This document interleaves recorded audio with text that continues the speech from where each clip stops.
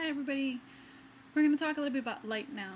I want to talk about light because it's something that actually is obviously the most important thing in your pictures. The amount of light, the kind of light, all these other things. So a lot of the complaints people have about their images has to do with either the amount of light they got or the kind of light they got, or where the light was located. So one thing I want to start with, and I promise I will have an entire session just on this, is do not use your flash. Do not, ever. Don't use your flash. You hate the pictures that come out when you use your flash. I promise you, you don't want to use your flash. This is the first thing I always tell anybody that I meet that's relatively new to photography is turn off your flash. Turn it off. Don't use it. Don't ever use it. The reason it's important not to use your flash, and as I said, we'll talk about this at length, is because the flash is not good light. It's very harsh light. It only travels a very short distance, so if your subject is really far away, flash won't really light it anyway. And if your subject is really close by, it's going to be really, really harsh light onto your subject. So either the subject will close its eyes, or you'll get red eye, or it'll just be terrible. I promise you, there's rarely ever a photo that's good that's taken with flash, especially with the flash that comes into your camera, the automatic flash that's inside your camera. There are lots and lots of good pictures you can take if you buy an expensive external flash and actually shoot the photo in different ways, like bouncing off the ceiling, etc. And if you know what you're doing, it's possible that you might even get good shots with an in-camera flash, but it's incredibly rare, and most people cannot do it. So I would recommend highly, just turn off your flash. That's the first thing. And I understand that means there's going to be a slew of photos that you couldn't otherwise take, but those photos were going to come out really bad. Okay, so yes, there's very few occasions where you really want to use your flash because you're not going to be able to get the photo otherwise, and you just want to remember that moment, and it doesn't matter if your photo is going to be crappy. Great, then take it. But I promise you that there's going to be almost no way you're going to get really high quality, good images with a flash shot.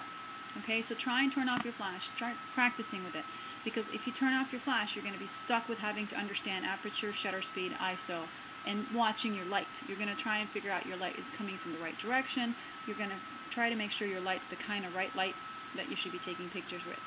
Okay, so I want to give you some basic tips so that you can walk around your house and find out what's the best location to be taking pictures. And the easiest way to do this is take your camera, travel to different spots in your house, and take pictures. Just take them everywhere. Turn in one angle, take them, turn in another angle, take it, and just try and figure out, wow, when I took it from this angle, at this room, at this time of day, it worked out just great. It must be that the light hits that room in that angle in the perfect way for me to take pictures. Well, guess what? Anytime you want to take a picture in your house, try and bring your subject to that spot. I know it sounds kind of tricky, but I do this all the time. I have spots in my living room that are much better than others, and when I'm taking a picture of my son, I try and kind of gauge him towards that spot. Maybe I'll walk that way and have him follow me, or I will try to turn that way myself and take it from a different angle. Whatever it is that I can do to get that picture with the best light possible, because I promise you, if the light is good, your photo is going to turn out good almost no matter what. Okay, so now here's some basic tips.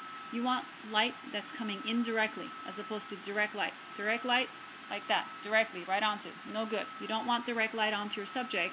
Here's direct light. I'll show you an example of direct light coming onto me so you can see what happens in the picture. I don't know if this will show really well, but you'll see. So here's direct light hitting me. Direct light is relatively harsh, and it makes it so that the tip of my nose is shining, and there's some funny things that are happening.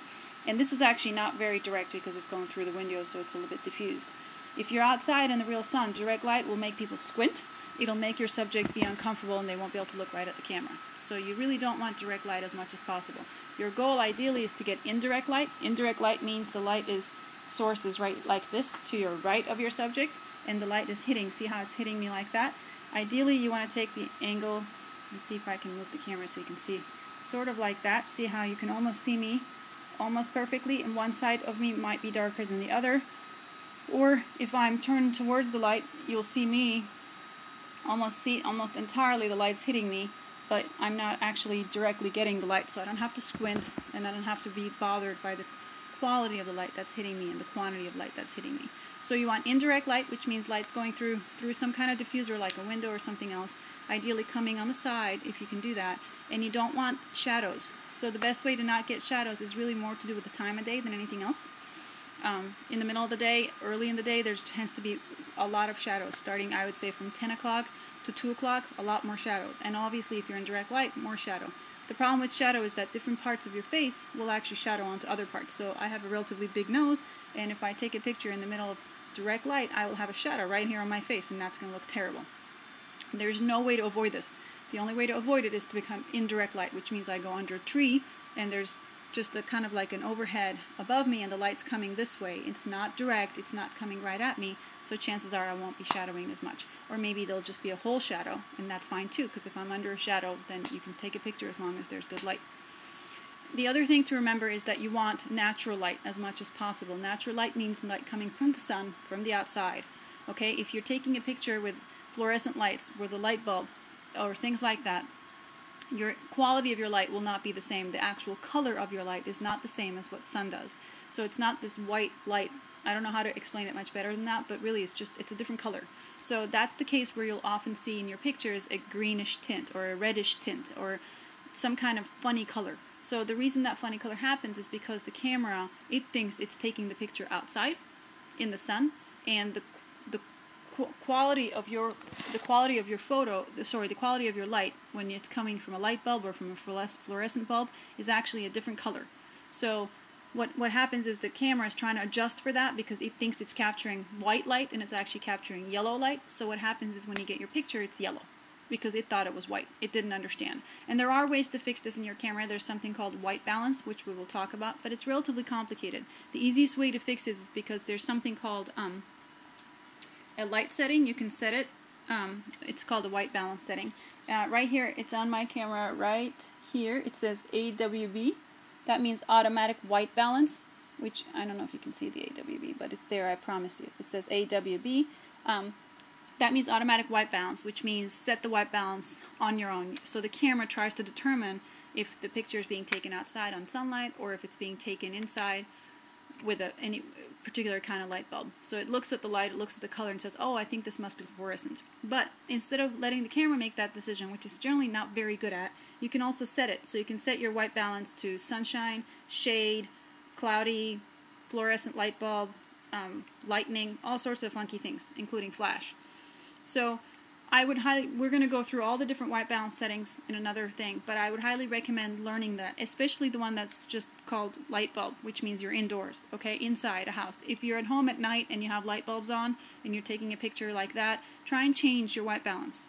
And the other thing you can do to get the correct kind of white balance on your picture is to try and take your pictures in RAW and then change it.